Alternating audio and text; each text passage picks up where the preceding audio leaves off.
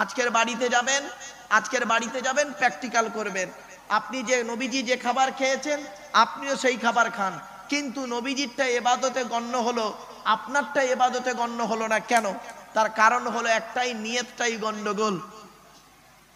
আজকের বাড়িতে গিয়ে যখন যে খাবার খাবেন, নবীজির প্রিয় খাবারগুলো কি কি একটু শুনে নিন। নবীজির প্রিয় খাবার হলো 1 নাম্বার স্বচ্ছ পানি। কি বললাম? স্বচ্ছ পানি। আপনি যখন পানি পান করবেন, মিনারেল ওয়াটার পানি পান করেন, পানি যখন পান করবেন মনে মনে বলবেন আমার রাসূল স্বচ্ছ পানি পান করতে ভালোবাসতেন, তাই আমি পানি পান করছি। ইবাদত বলে গণ্য হবে, নবীর সুন্নতটা আদায় হবে। জোরে বলুন। খালি এইটুকু মনে করবেন। নবীর প্রিয় খাবারের নাম ছিল কি জানেন? খেজুর। খেজুর খেজুর আপনারা খেজুর খান না? তাহলে আপনাদের খাওয়াটা ইবাদত হবে না কেন? আমাদের খাওয়া ইবাদত হবে না কেন? প্রবলেমটা তো নিয়েতে। আপনি যখন খেজুর খাবেন মনে মনে বলবেন আমার রাসূল খেজুর খেতে ভালোবাসতেন, তাই আমি খেজুরটা খাচ্ছি, আল্লাহর নিয়ামত। ইবাদত বলে গণ্য হবে, নবীর সুন্নতটা আদায় হবে। জোরে বলুন। নবীর প্রিয় খাবারের নাম ছিল কি জানেন? দুধ। দুধ, মিল্ক, দুধ। আপনি দুধ খান, দুধ যখন আপনি খাবেন মনে মনে এটাই বলবেন আমার রাসূল দুধ খেতে ভালোবাসতেন, তাই আমি দুধ পান করতে ভালোবাসছি। রাসূলের ভালোবাসায় ইবাদত বলে গণ্য হবে, সুন্নতটা আদায় হবে। জোরে বলুন। রাসূলের প্রিয় খাবার ছিল কি জানেন? মধু। মধু। নবীজি মধু পান করতে ভালোবাসতেন। মধু যখন পান করবেন, মধু যখন খাবেন মনে মনে এটাই বলবেন আমার নবীজি মধু পান করতে ভালোবাসতেন, তাই আমি মধু পান করছি। ইবাদত বলে গণ্য হবে, সুন্নতটা আদায় হবে। পার্থক্য এইটুকু। শুধু তাই নয়, নবীজি রুটি খেতে ভালোবাসতেন। রুটি।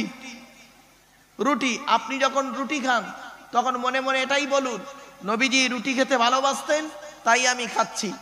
অর্থাৎ ইবাদত বলে গণ্য হবে, সুন্নতটা আদায় হবে। নবীজির প্রিয় খাবার ছিল কি জানেন? শুনে নিন। ফলের মধ্যে নবীজি 2টো ফল খেতে ভালোবাসতেন। একটার নাম হলো কি জানেন? বাতিকুল আহমার, তরমুজ। তরমুজ। তরমুজ খেতে নবীজি ভালোবাসতেন। আপনি যখন তরমুজ খাবেন মনে মনে এটাই বলবেন নবীজি এটা খেয়েছেন, তাই আমি খাচ্ছি। অর্থাৎ ইবাদত বলে গণ্য হবে, সুন্নতটা আদায় হবে।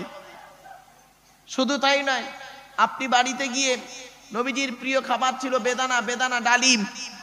বেদানা মানে ডালিম। নবীজির প্রিয় খাবার ছিল রুম্মান, ওর আরবি হলো রুম্মান। আপনি যখন বেদানা খাবেন তখন মনে মনে এটাই বলবেন যে আল্লাহ রাসূল বেদানা খেতে ভালোবাসতেন, তাই আমি খাচ্ছি। সুন্নত বলে আদায় হবে, ইবাদতটাও পূরণ হবে। আপনার নবীজির প্রিয় খাবার ছিল কি জানেন? 2টো মাংস খেতে নবীজি ভালোবাসতেন। 2টো প্রাণীর মাংস খেতে নবীজি ভালোবাসতেন। 1 নাম্বার হলো কি জানেন? মোরগের মাংস। মোরগের মাংস নবীজি খেতে ভালোবাসতেন। আর 2 নাম্বার হলো বকরির পাঁজরের মাংস খেতে নবী ভালোবাসতেন। বকরির পাঁজরের মাংস। তা আপনি যখন খাবেন এই মাংসগুলো খেতে খেতে এটাই মনে মনে বলবেন আমার রাসূল খেতে ভালোবাসতেন, তাই আমি ভালোবাসছি। তো ইবাদত বলে গণ্য হবে, সুন্নতটা আদায় হবে। কি তা আছেন? নবীর ভালোবাসা মানে এই নয় খালি মুখে নবী নবী নবী নবী নবী নবী করে চিৎকার করার নাম সুন্নত, ইবাদত নয়। মনে রাখবেন ইবাদত কবুল হবে তখনই 3টে জিনিস যখন এক হবে। কটা কটা কটা? 3টে জিনিস যখন এক হবে ইবাদতটা কবুল হবে। কি কি? কথা, কাজ, অন্তর। কথা, কাজ, অন্তর। মুখে আপনি নামাজ পড়ছেন, মসজিদে এসে নামাজ পড়ছেন, নিয়ত বেঁধেছেন, কথা কি বলছেন? আলহামদুলিল্লাহ রাব্বিল আলামিন আর রহমানির রহিম মালিকি ইয়াউমিদ্দিন ইত্যাদি বলে যাচ্ছেন। মুখে কাজ করছেন, মুখে বলছেন, নিয়ত বেঁধে নামাজ পড়ছেন। তাহলে 2টো হলো, কথা, কাজ। কিন্তু অন্তরটা আপনার পড়ে আছে নিউ টাউন চৌমাথা, রাজারহাট চৌমাথায় অন্তরটা পড়ে আছে, ব্যবসার দোকানে পড়ে আছে। ইবাদত হবে না। মনে রাখবেন কথা, কাজ, সমর্থন। এই কথা, কাজ, অন্তর 3টে যখন এক হবে তখনই আল্লাহ আপনার ইবাদত কবুল করবে। বাড়িতে গিয়ে ভাববেন। এরপরে আসছি, নবীজির 2টো ফল খেতে ভালোবাসতেন, 2টো সবজি খেতে নবীজি ভালোবাসতেন। নবীজির প্রিয় সবজি 2টোর নাম কি? 1 নাম্বার সবজির নাম হলো লাউ বা কদু। লাউ বা কদু খেতে নবীজি ভালোবাসতেন। আপনিও কদু খান। নবীজি কদুর সঙ্গে গোস্ত খেতে ভালোবাসতেন। রাসূলুল্লাহর এক সাহাবী বর্ণনা করছেন যে আমি নবীজিকে দেখেছি, নবীজি মানে কদু মানে লাউ আর গোশের তরকারির ভেতর থেকে লাউগুলো খুঁটে খুঁটে খুঁটে খুঁটে নবীজি খেতে আমি দেখেছি। অতএব আপনি যখন এই খাবারটি খাবেন, তখন এই খাবার খাবেন আর মনে মনে বলবেন আমার নবী খেয়েছেন তাই আমি খাচ্ছি। সুন্নতটা আদায় হবে, ইবাদত বলে গণ্য হবে। নবীজি আর একটা সবজি খেতে ভালোবাসতেন, সেটা হলো কি জানেন? কচি শশা। কি বললাম? কচি শশা খেতে নবীজি ভালোবাসতেন। কানাডার টরন্টো ইউনিভার্সিটি অ্যানাটমি বিভাগের প্রফেসর, বিখ্যাত পণ্ডিত বৈজ্ঞানিক, লোকটার নাম হলো তাথাগত উইলিয়ামস হার্ভে। উনি বলছেন যে মুহাম্মদ সাল্লাল্লাহু আলাইহি সাল্লাম কচি শশা কেন খেতেন। উনি গবেষণা করে বলছেন কচি শশা যদি কেউ খায়, সুগার ঠিক থাকে, প্রেশার ঠিক থাকে, হার্ট ঠিক থাকে, লিভার ঠিক থাকে, পেট পরিষ্কার হয়। শশা নিজে হজম হতে পারুক আর না পারুক, অপরকে হজম করে বের করে দেয়। তো শশার মধ্যে এত গুরুত্বপূর্ণ একটা খাবার শশা, আপনি আমি খাই, কিন্তু একবারও মনে মনে বলিনি যে নবীজি খেয়েছেন তাই আমি খাচ্ছি। আপনি বাড়িতে খাবার খাচ্ছেন, বাসনটাকে চেটে খাবেন, আপনি তো বাসনটা চেটেই খান না, অভদ্রতার মধ্যে খান। খবরদার নয়, নবীজি বাসনগুলো চেটে খেতেন, পরিষ্কার করে খেতেন। এটাই হচ্ছে রাসূলুল্লাহ সুন্নাহ। আপনি যখন পানি খাবেন ডান হাতে পানি পান করুন, আপনি যখন চলবেন ডান দিক দিয়ে চলুন, সব রাসূলুল্লাহ সুন্নাহ। আপনি একটা সুন্নতকে আমল করুন, আজকের বাড়িতে গিয়ে একটা সুন্নত আমল করুন যে রাসূলুল্লাহর এই সুন্নতটাকে আমি মরণ পর্যন্ত ছাড়বো না। একটা সুন্নতকে আমল করুন। খাওয়া দাওয়া, চলা ফেরা, ওঠা বসা নবীজি করতেন কি শুনে নিন। কাজের লোকেদের সঙ্গে নবীজি কিরূপ আচরণ করতেন। আপনার বাড়িতে যারা কাজ করে, কাজের মেয়ে, তাদের সঙ্গে আপনি কিরকম আচরণ করেন। কাজের মেয়ে যদি একটু ভুল করে ফেলে, কাজের ছেলে যদি একটু ভুল করে ফেলে, তার গালাগালি করে মারধর দিয়ে দেন। আর নবীজির কাছে শুনে নিন, হযরতে আনাস রাদিয়াল্লাহু তাআলা আনহু, কি বললাম? হযরতে আনাস রাদিয়াল্লাহু তাআলা আনহু নবীজির দরবারে 10 বছর চাকর খেটেছেন। ক বছর? 10 বছর নবীজির খেদমত করেছেন হযরতে আনাস রাদিয়াল্লাহু তাআলা আনহু। 10 বছর, একদিন নয়, 10টা বছর। 10 বছর নবীজির খেদমত করেছেন। তো হযরতে আনাস বলছেন, হযরতে আনাস রাদিয়াল্লাহু তাআলা আনহু বলছেন আমি আল্লাহর নবীর দরবারে 10 বছর ছিলাম, নবীজির খেদমত করেছি। এই 10 বছরের ভিতরে নবীজি আমাকে কোনোদিন বলেনি এই আনাস এটা হয়নি কেন, এই আনাস ওটা হয়নি কেন। কোনোদিন নবীজি আমাকে গরম দিয়ে কথা বলেনি। একদিনের একটা ছোট্ট ঘটনা শুনে নিন, চমকে যাবেন। আপনার বাড়িতে তো কাজের মেয়ে কাজ করে, কাজের লোক কাজ করে, আপনি তার সঙ্গে কিরূপ আচরণ করেন। নবীজির আদর্শ দেখুন। আল্লাহর নবীর দরবারে একদিন আনাসের একটা ঘটনা।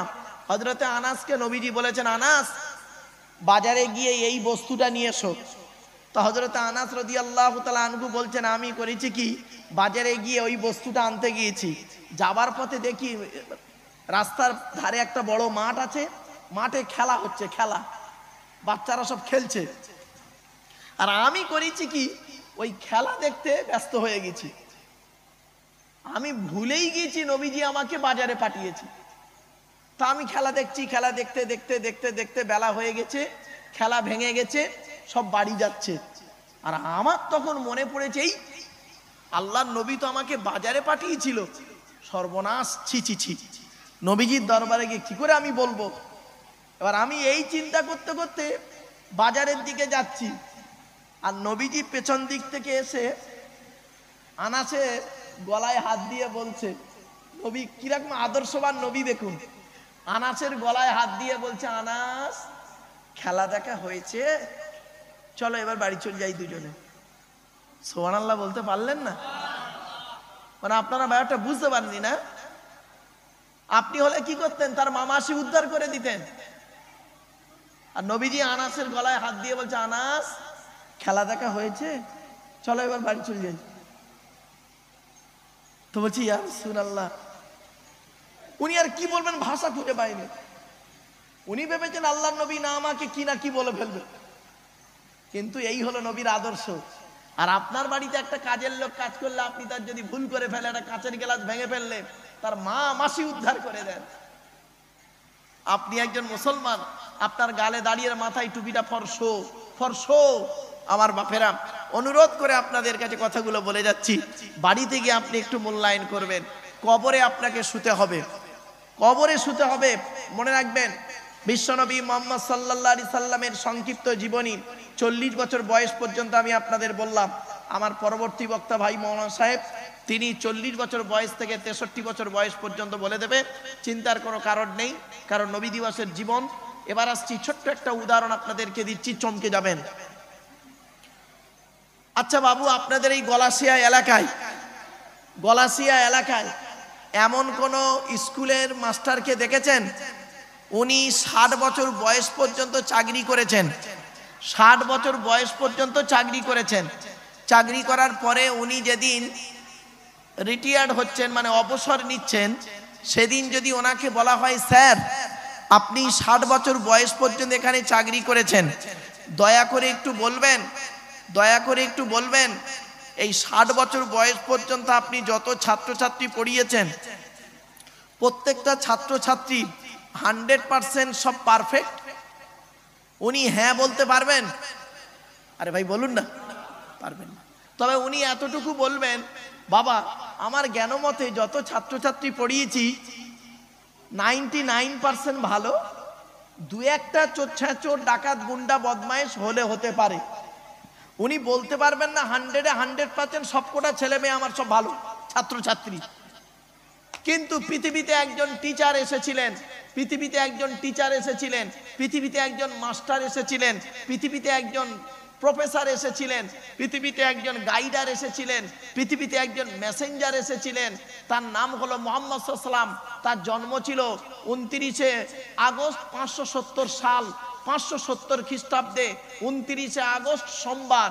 আর ইন্তেকাল হলো জুন মাসের 18 তারিখ। কত জুন মাসের 18 তারিখ 634 সাল, 634 সাল জুন মাসের 18 তারিখ। প্রায় 63 বছর তিনি পৃথিবীতে বেঁচে ছিলেন। এই 63 বছর জীবনে যত ছাত্রছাত্রী তৈরি করেছেন, ছাত্রদের নাম দিয়েছেন সাহাবী।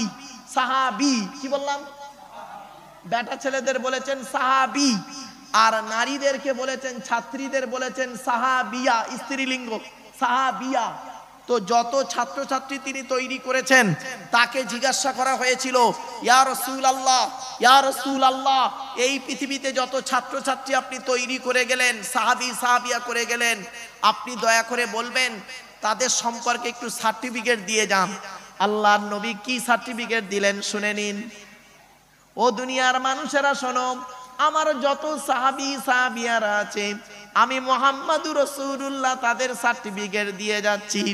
আসহাবিকান নুজুম বিআইহিম ইক্তিদাইতুম ইহদিদাইতুম। ও আমার সাহাবীরা শুনে নাও, আমার যত ছাত্রছাত্রী পৃথিবীতে রেখে গেলাম, প্রত্যেকটা ছাত্রছাত্রী হলো নক্ষত্রের ন্যায়। তোমরা যাকে অনুসরণ করে চলবে, তার মাধ্যমে দুনিয়াতে শান্তি সম্মান পাবে, আখিরাতে জান্নাতুল ফেরদাউস পেয়ে যাবে। হযরত আবু বকর সিদ্দিক রাদিয়াল্লাহু তাআলা আনহুর জীবন চরিত্রকে ভালোবাসুন, আপনি জাহান্নাম থেকে জান্নাত পেয়ে যাবেন। হযরত উমারের অভ্যাসকে ভালোবাসুন, আপনি জান্নাত পেয়ে যাবেন। হযরত উসমান গনিকে ভালোবাসুন, আপনি জান্নাত পেয়ে যাবেন। হযরত আলীকে ভালোবাসুন, আপনি জান্নাত পেয়ে যাবেন। হযরত আব্দুল্লাহ ইবনে জুবাইরের আদর্শকে ভালোবাসুন, জান্নাত পেয়ে যাবেন। হযরত খালিদ বিন ওয়ালিদকে ভালোবাসুন, জান্নাত পেয়ে যাবেন। হযরতে বেলালের নীতিকে ভালোবাসুন, জান্নাত পেয়ে যাবেন। হযরত আব্দুল্লাহ ইবনে আব্বাসকে ভালোবাসুন, তার নীতিকে মেনে চলুন, জান্নাত পেয়ে যাবেন। হযরতে আব্দুল্লাহ ইবনে মাসউদ রাদিয়াল্লাহু তাআলা আনহুকে, তার নীতিকে ভালোবাসুন, জান্নাত পেয়ে যাবেন। হযরতে হাসান বিন সাবিত রাদিয়াল্লাহু তাআলা আনহুকে, তার নীতিকে আদর্শকে মেনে চলুন, জান্নাতুল ফেরদাউস পেয়ে যাবে। ও নবীর সাহাবীরা, ও নবীর উম্মতেরা, একটাই কথা বলে গেলাম আজকের আপনাদেরকে, আল্লাহর নবীর সুন্নাতকে বাস্তবায়ন করুন। তাই আল্লাহ পাক কোরআনে বলে দিলেন, কুল ইন কুনতুম তুহিব্বুনাল্লাহা ফাত্তাবিউনি ইউহিব্বুকুমুল্লাহ। নবী তুমি বলে দাও, তোমরা যদি আল্লাহকে পেতে চাও, নবী মুহাম্মদ সাল্লাল্লাহু আলাইহি সাল্লামকে অনুসরণ করে চলো।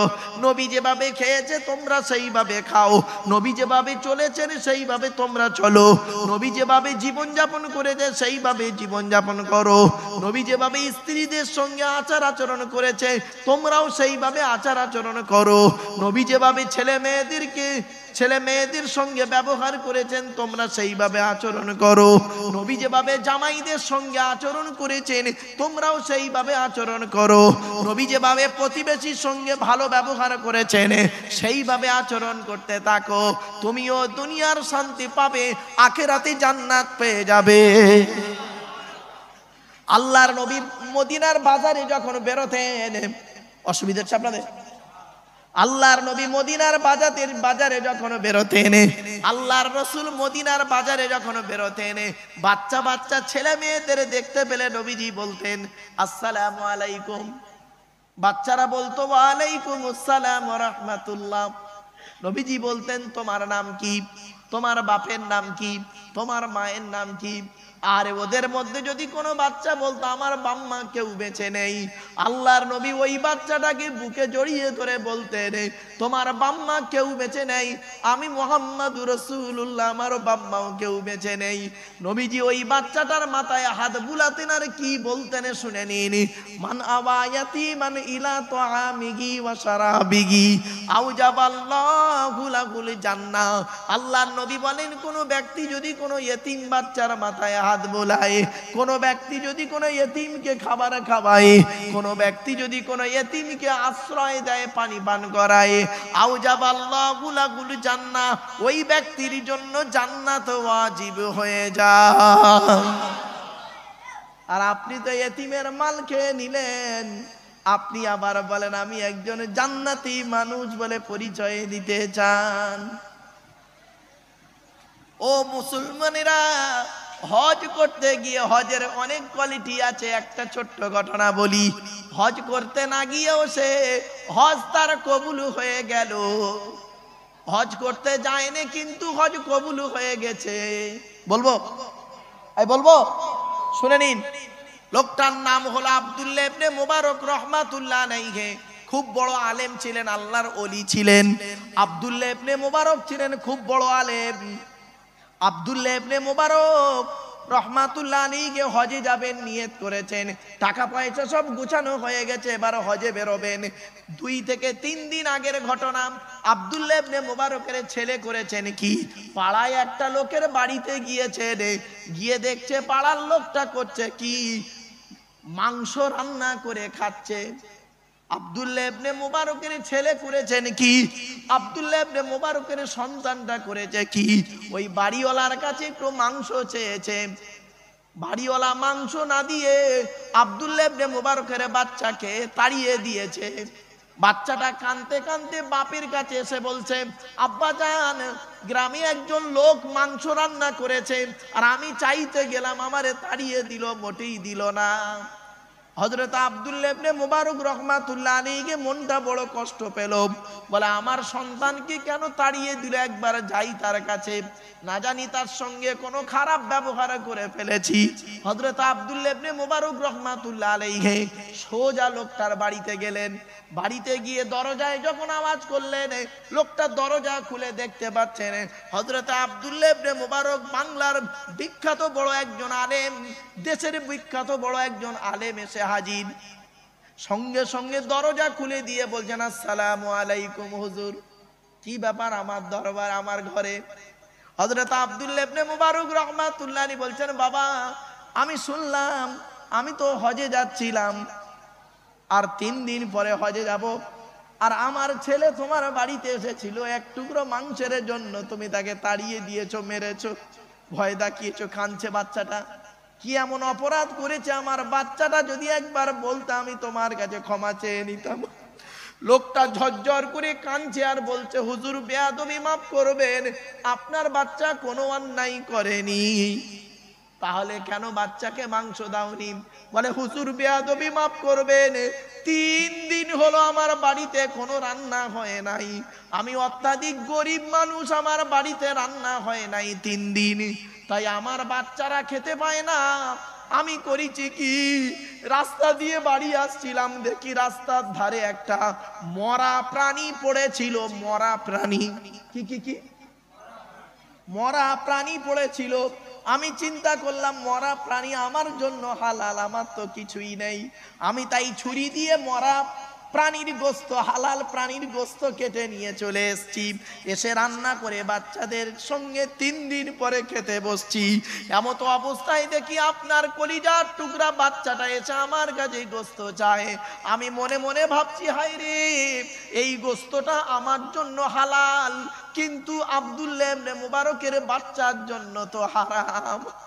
আমি সঙ্গে সঙ্গে বাচ্চাকে গোস্ত দেই নাই। 2 বার 3 বার বলার পরে বাচ্চা ছেলে বারে বারে চাইতে আমি ধমক দিয়ে তাড়িয়ে দিয়েছি।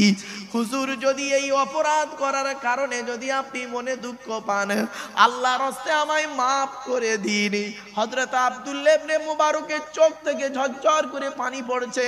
সোজা বাড়ি গেলেন, বাড়ি গিয়ে করেছেন কি, হজের সমস্ত টাকাগুলো এনে ওই গরিব লোকটাকে দিয়ে বললেন, ভাই আমি এবছরও হজে যাব না, আমার এই হজের টাকাগুলো নিয়ে তুমি সংসার চালাও, ব্যবসা করো।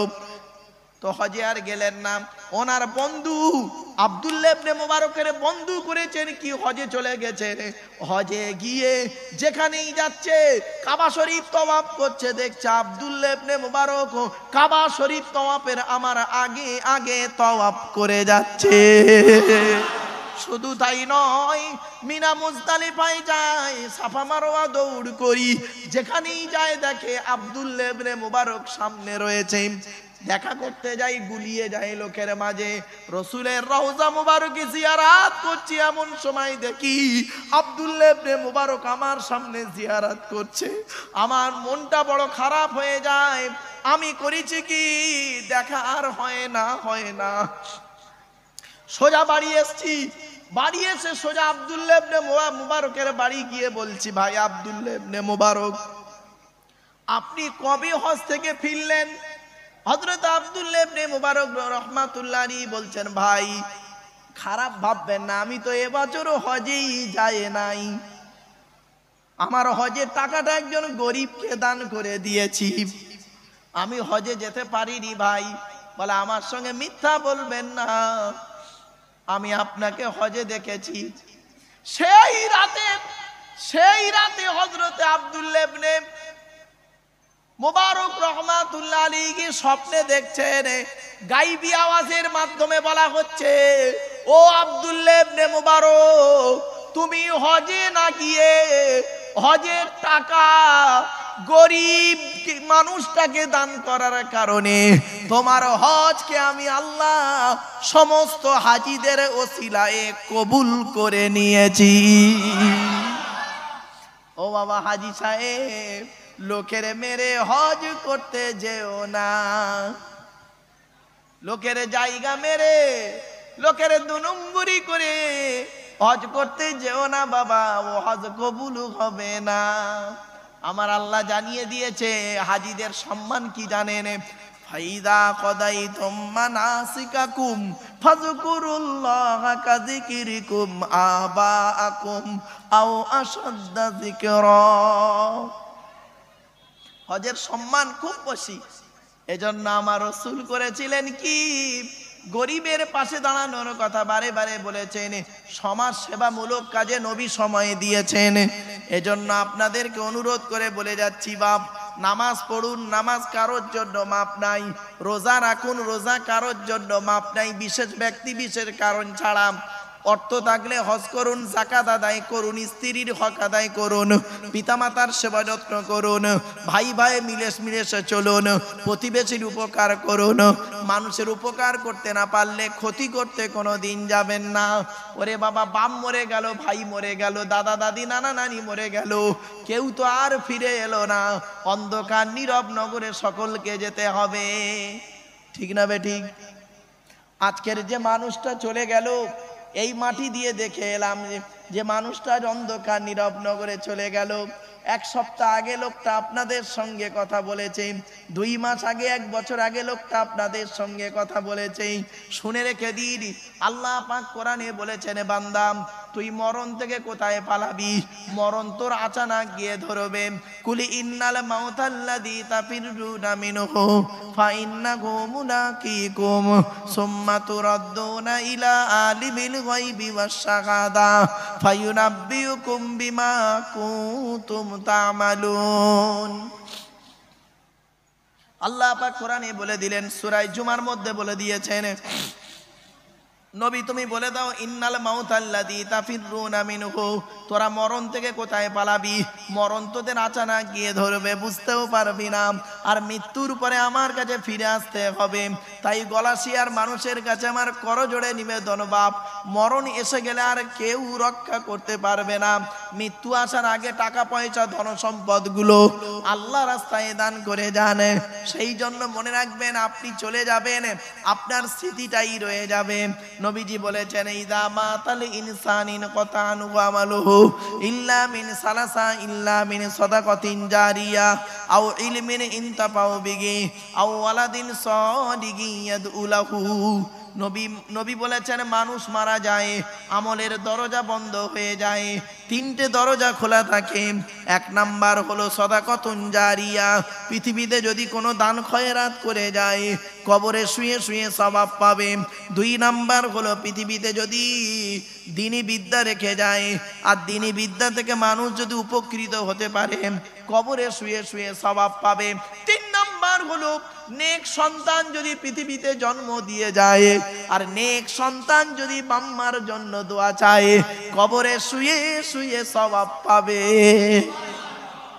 বাবা বাম্মার জন্য একটু দোয়া চাইবেন, আর বাম্মা যাদের মরে গেছে বাম্মার নামে একটু ফকির খাওয়াবেন, গরিব খাওয়াবেন,